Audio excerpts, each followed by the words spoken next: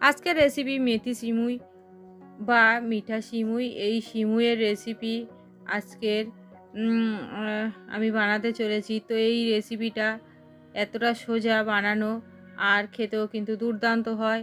তো দেখেই বুঝতেই পারছেন দেখতে কতটা সুন্দর, খেতেও কিন্তু এর থেকেও সুন্দর হয়। তো কিভাবে এটা বানাবেন খুব সহজভাবে সেটা আমি দেখিয়ে দেব। আর বাড়িতে অবশ্যই এই ঈদে আপনারা এইভাবে একবার সিমুই বানিয়ে নেবেন। এই সিমুই যদি আপনারা না বানিয়ে খান তাহলে এই ঈদে মিস করে যাবেন। তো কীভাবে বানাচ্ছি, প্রথমে একটা ননস্টিকের কড়াই বসিয়ে দিয়েছি, আর ওর মধ্যে আমি 1 চামচ ঘি দিয়ে দিয়েছি। ঘিটা গরম হয়ে এলে ওর মধ্যে আমি 1 মুঠো কাজু আর কিশমিশ দিয়ে দেব, তারপরে একটু ভেজে নেব।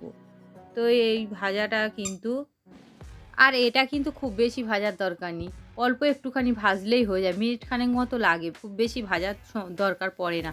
এরপর দেখতেই পেলেন ভাজা হয়ে গিয়েছে। যখন কিশমিশগুলো এরকম ফুলে ফুলে উঠবে বুঝে নিতে হবে যে আমার ভাজা হয়ে গিয়েছে। এবার আমি এগুলো বাটিতে তুলে নেব, আর ওর মধ্যে আরও 1 চামচ ঘি দিয়ে দেব। এরপর ঘি গরম হয়ে এলে ওর মধ্যে 4টে ছোটো এলাচ দিয়ে দেব, তারপরে একটু ফাটিয়ে নিয়ে দিয়ে দেব, তারপরে একটুখানি ভেজে নেব সেন্ট আসা পর্যন্ত। এরপর আমি ওর মধ্যে প্যাকেট সিমুই বলতে এটা কিন্তু কাঁচা সিমুই, আর এরকম ছোট ছোট মতো হয়, এটা ভাঙা টাইপের দেখতে। তো এই সিমুইটা দিয়ে ঝোলও পায়েস ভালো লাগে। এটা কিন্তু আমার একদম ঝরঝরে হবে। তো একটু ভেজে নেব সুন্দর করে, লাল লাল করে গোল্ডেন ব্রাউন করে ভেজে নেব। ভাজা হয়ে গেছে দেখতেই পেলেন। এবার আমি, আর এটা কিন্তু মিডিয়াম টু লো আঁচে কিন্তু ভেজে নিতে হবে। তারপরে ভাজা হয়ে গেছে, এবার আমি ওর মধ্যে গরম জল দিয়ে দেব পরিমাণ মতো, যেহেতু আপনারা যতটা সিমুই নেবেন সেরকম বুঝে কিন্তু জলটা নিয়ে নেবেন। এরপর প্যাচুলার সাহায্যে ভালো করে মিশিয়ে দেব। তারপর একটা 10 টাকার পাউডার দুধ, সেটা আমি দিয়ে দেব। তো এই দুধটা দিলে খেতে কিন্তু খুব সুন্দর হয়। আপনারা যদি কেউ মনে করেন তো তাহলে নাও দিতে পারেন, তবে আমার মনে হয় দুধটা দিলে বেশি টেস্ট হয়। অনেকে এই সিমুইটা এইভাবে বানালে দুধ দেয় না, তো আমার মন বলে এটা দুধ দেওয়াটাই বেটার। তো তারপর মিশিয়ে নিলাম। যেহেতু এটা মিষ্টি জিনিস, তো অল্প সামান্য লবণ দিলে টেস্ট আরও দ্বিগুণ হয়ে যাবে। তো অল্প সামান্য লবণ দিলাম, আর ভেজে রাখা কাজু কিশমিশটাও দিয়ে দেব এই সময়। তারপর আবার একটু মিশিয়ে নেব। এরপর মিশিয়ে নেওয়া হয়ে গেছে। তো এবার ঢাকা বন্ধ করে সিমুইটা আমি সিদ্ধ হওয়ার জন্য একটু অপেক্ষা করব, আর জলটা একটু শুকিয়ে আসার জন্য। তো জলটা দেখেই বুঝতে পারছেন অনেকটা শুকিয়ে গিয়েছে। এবার চিনি দেব পরিমাণ মতো। তো আমি এখানে মিষ্টিটা বুঝেই দিয়ে দিলাম, আপনারা কম বেশি করেই দিয়ে দেবেন। তারপর মিশিয়ে নেব। এরপর আমি জলটা শুকিয়ে আসার জন্য অপেক্ষা করব। যখন এরকম শুকিয়ে আসবে মোটামুটি, তারপরে দেখতেই পেলেন এরকম যখন শুকিয়ে আসবে, এবার আমি গ্যাসটা অফ করে দেব। আর এটা ঠান্ডা হয়ে গেলে কিন্তু দেখতেই পেলেন একদম ঝরঝরে হয়ে এসছে। তো একটু কাঁটা চামচের সাহায্যে এইভাবে আস্তে আস্তে ছাড়িয়ে ছাড়িয়ে আমি সার্ভ করে দিচ্ছি।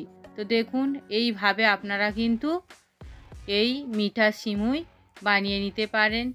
এটা খেতে অসাধারণ হয়। আপনারা অবশ্যই, সামনে ঈদ আছে, এইভাবে একবার বানাবেন, আর কেমন হয়েছে সেটাও কিন্তু আমাকে কমেন্ট করে জানাবেন।